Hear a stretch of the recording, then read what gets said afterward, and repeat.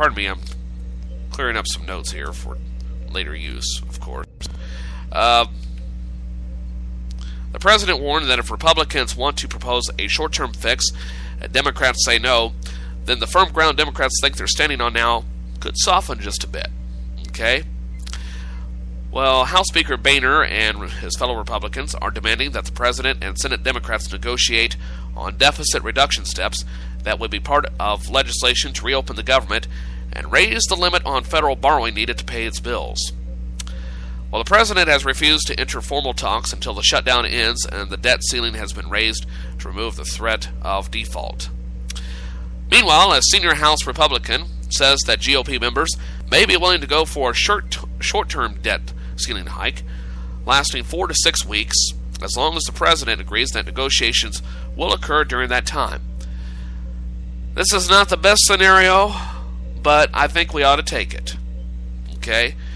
However, no specifics were immediately told about how such legislation would take shape or how the talks would occur. But Republicans have said that the parameters of those talks have to be specific enough to sell to their skeptical GOP members. Okay? This is like trying to get a skittish horse to go back out into the race.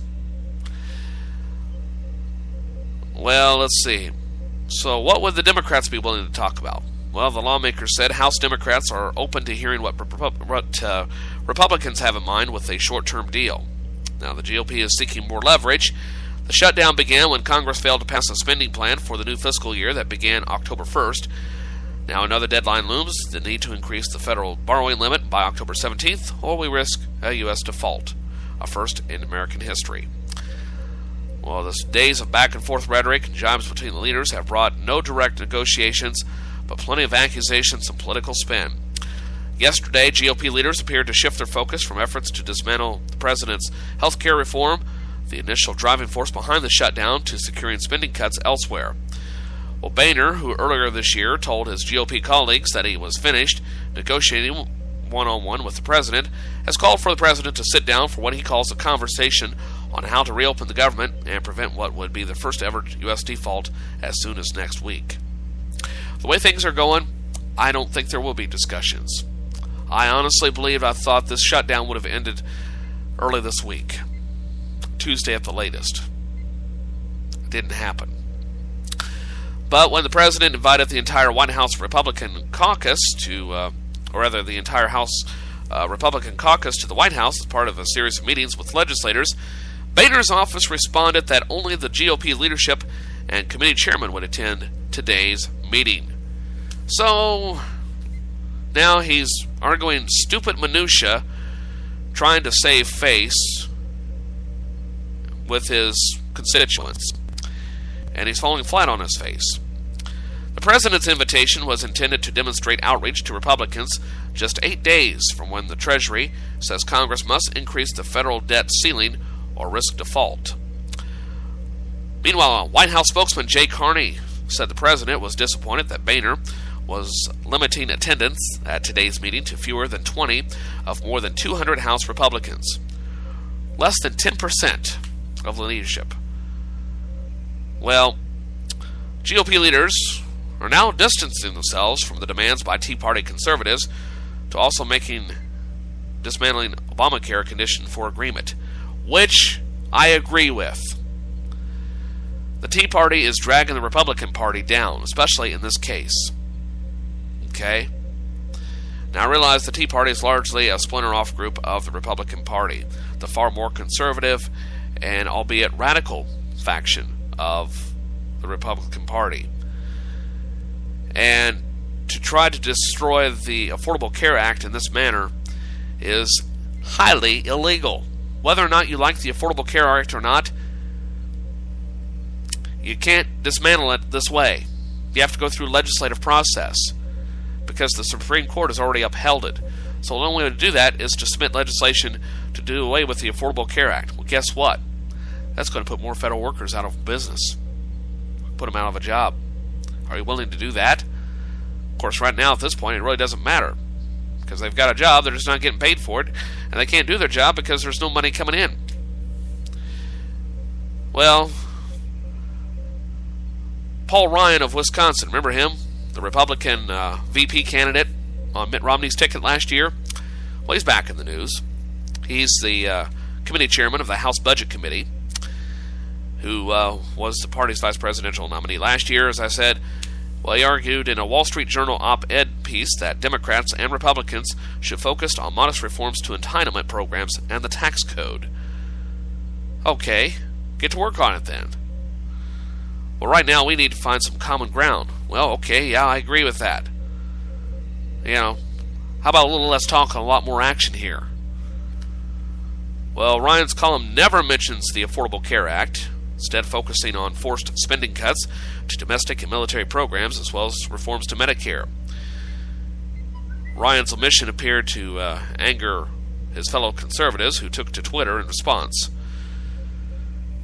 Well, perhaps in response to a conservative backlash, Boehner made a brief statement yesterday on the House floor that focused on the GOP message that the Affordable Care Act was detrimental to the country. He stopped short of linking it to any negotiations on ending the shutdown, though, and raising the debt ceiling, because he knows that the president will never go along with it. So he's starting to concede. So maybe we're starting to see the Republicans finally saying, maybe we need to be a little more flexible here. Let's just kind of not play that card right now. Kind of slide it back. Maybe they won't notice. Oh, we notice. We notice. Everybody notices. Well, the House Speaker insists that the government must reduce deficits, declaring that Republicans won't raise the debt ceiling without steps toward that goal. Now, Boehner is demanding cuts for debt limit increase, but a House GOP leadership source told various news outlets yesterday that the president's rejection of linking negotiations to raising borrowing limit meant that Republicans probably will be forced to agree to a clean debt ceiling limit proposal in exchange for setting up talks on deficit reduction steps. So, the Democrats get their debt ceiling, Republicans get this CR that they want. Why did you do this last week? You could have done it Monday and been there to save the world in 1 second left to go. But no, you had to let this thing slide and have this 10-day pissing contest. Well, there's no point in arguing about that because we're in the midst of this shutdown together. The economic implications, according to another source, of a U.S. default scares a lot of people. To make such a deal acceptable, even to enough House Republicans, in order to get negotiations underway. The source did acknowledge that Boehner may lack support from some or most of his GOP caucus, requiring Democratic votes for the proposal to pass. So the Democrats are going to have to work harder if they're going to get this thing to work again. Well, Senator Dick Durbin of Illinois, a Democrat, said his side is already mulling over what we'll negotiate over, things that will be on the table.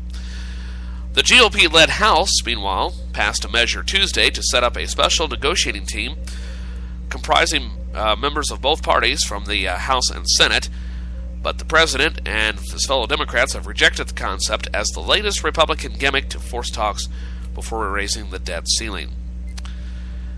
Meanwhile, Senate Democrats announced that they will propose a measure to increase the debt ceiling beyond next year's congressional elections with no additional issues attached. So no more strings attached there, okay? Meanwhile, many Republicans are certain to oppose it. Democratic leaders also hope to increase pressure for Congress to prevent a default next week, will cause some GOP senators to vote for it. Well, a GOP source on Tuesday said that the White House was having corporate chief executives call Republican leaders. The business community has called for resolving the Washington stalemate to avoid a default that would likely spike interest rates and have an adverse effect on the economy. Now, without a breakthrough, the shutdown would continue at a cost estimated of $50 billion a month. $50 billion a month. Worst case scenario, if this thing extends out for a year, which I hope it doesn't, that's $600 billion. The United States has turned into another Greece. It's inevitable. Well, failure to raise the debt ceiling by next week's deadline would leave the government unable to borrow money to pay its bills for the first time in history. And all this partisan bickering and lack of progress is taking a toll, not just on furloughed workers, shuttered government facilities and programs, but also on Americans' confidence in their government. I saw a poll on MSNBC yesterday that said that America's approval rating of Congress is at an all-time low. Only 5% of Americans approve of what Congress is doing. 5%! You can't get a whole lot lower than that. And I have a feeling the 5% are the ones that are profiting off of this shutdown. Well, without money flowing, not many people are going to be making profit much longer. The shutdown forecast, week 2 and clouds ahead. In a national poll released Monday, most respondents said the government shutdown was causing a crisis or major problems for the country. The CNN ORC International Survey indicated that slightly more people were angry at Republicans than Democrats or Obama for the shutdown, though both sides took a hit. And I think this is more the Republicans trying to derail the Affordable Care Act, and they realize, we stepped in some manure that we can't get rid of the stench from. Whether you like it or not, it's the law of the land now. And you can't overturn laws by circumventing it. Well, the poll conducted over the weekend, 63% of respondents said they were angry at Republicans for the way they have handled the situation, while 57% expressed anger at Democrats and 53% directly at the president. You know who's really at fault here? Like I said on yesterday's program, our fault. We elected these people into office. We get what we deserve. Now, I'm not necessarily an advocate of reap what you sow, but it's largely from Americans who are bitching about the political process, but are choosing not to participate in changing it. Well, get out there and vote. Register. But don't just sit around on the sidelines throwing apples at the situation, rotten apples at the situation, hoping that it'll change. Because all you're doing is making things worse for the rest of us. Well, a new Gallup poll yesterday showed that the Republican Party's favorable rating dropped to 28%, down 10 percentage points from just last month. That's a huge drop. 43% for Democrats was a 4 percentage drop from last month. So the Democrats aren't smelling too rosy through this either. Now, will the 2014 election solve anything? It's a scenario to consider at this point. Senate Democrats sought to keep up the pressure, holding a rally on the Capitol steps yesterday to demonstrate their unified stance and calling for House Republicans to reopen the government and raise the debt ceiling. Well, CNN's survey indicates that enough Republicans in the House would join Democrats in voting for a Senate-passed spending plan to end the shutdown.